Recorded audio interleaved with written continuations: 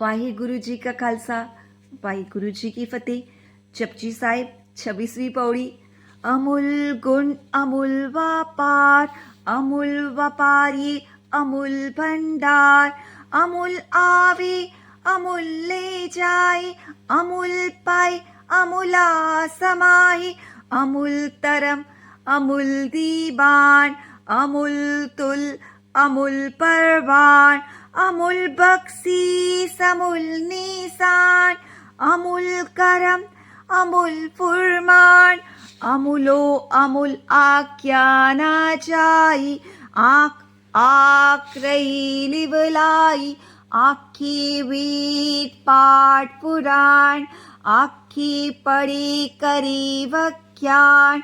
आखे बर में आखे इन, आखे गोपी ते गोविंद। आखे ईश्वर आखे सिद्ध, आखे कीते कीते बुद्ध।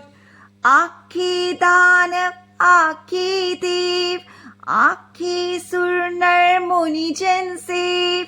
कीते आखे आखण पाए, कीते के उठ उठ जाए। एते कीते होर करे ही, ता आख न सके के। जेवड़ पावे तेवड़ होई, नानक जाने साचा सोई। जेको आखे बोल विकार, ताल किया सिर गवारा गवार। इस पौड़ी में गुरु नानक पातशाह कहते हैं कि अकाल पुरख के गुण अमूल्य हैं। हम उनके गुणों का मोल नहीं कर सकते। इन गुणों का व्यापार करना भी अमूल्य है। हम उन गुणों का व्यापार का भी मोल नहीं लगा सकते। जो अकाल पुरख के गुणों का व्यापार करते हैं वो मनुष्य भी अमूल्य हैं। गुणों के खजाने को खरीदने वाले वो भी अमूल्य हैं। और जो मनुष्य अकाल पुरख के प्रेम में रमे हुए हैं और जो मनुष्य उस अकाल पुरख में लीन हुए पड़े हैं वो भी अमूल्य हैं। अब गुरु नानक पातशाह कहते हैं कि अकाल पुरख का कानून और उसका राज दरबार भी अमूल्य है। वे तराजू अमूल्य है जिसपे जीवों के अच्छे बुरे कार्य को तोला जाता है। और जो बाट उस तराजू पे पड़ा होता है ना वो भी अमूल्य है। और फिर उसकी कृपा और दया दृष्टि के निशान भी अमूल्य है। और अकाल पुरख की कृपा और हुक्म सब मूल्य से परे हैं, सब कुछ अमूल्य है। फिर गुरु नानक पातशाह कहते हैं कि अकाल पुरख सब अनुमानों से परे है, उसका कोई अंदाजा नहीं लगा सकता। जो मनुष्य ध्यान जोड़कर अकाल पुरख का अंदाजा लगाते हैं वो अंत में विफल हो जाते हैं, असफल हो जाते हैं। फिर गुरु नानक पातशाह कहते हैं वेद के मंत्र और पुराण अकाल पुरख का अनुमान लगाते हैं। विद्वान मनुष्य भी जो दूसरों को उपदेश देते हैं अकाल पुरख का वर्णन करते हैं।